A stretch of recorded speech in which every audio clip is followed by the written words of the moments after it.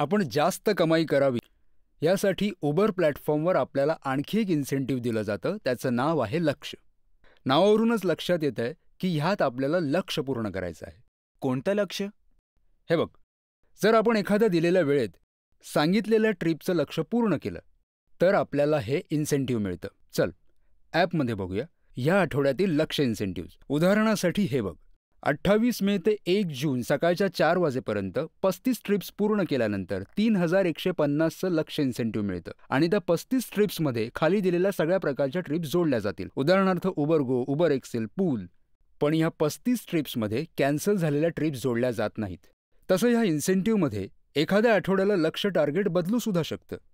याची माहिती फक्त आपल्याला इन्सेंटिव्ह कॅलेंडरवर मिळते. आता समजलं. कॅलेंडर बघत राहिल्यामुळे आपल्या किती ट्रिप शिल्लक आहेत हे आपल्याला कळतं आणि त्यानुसार आपण आपल्या कामाचे तास सुद्धा प्लॅन करू शकतो. आणि जर एखाद्या आठवड्यात आपलं लक्ष्य पूर्ण होण्यासाठी 2 किंवा 4 ट्रिप्स बाकी असतील तर आपण आणखी थोडा वेळ काम करून आपलं ते टार्गेट पूर्ण करू शकतो. हो, आणि आपल्याला मिळणाऱ्या इन्सेंटिव्हजवर उबर फी आणि गव्हर्नमेंट टॅक्सेस सुद्धा कापले जात नाहीत.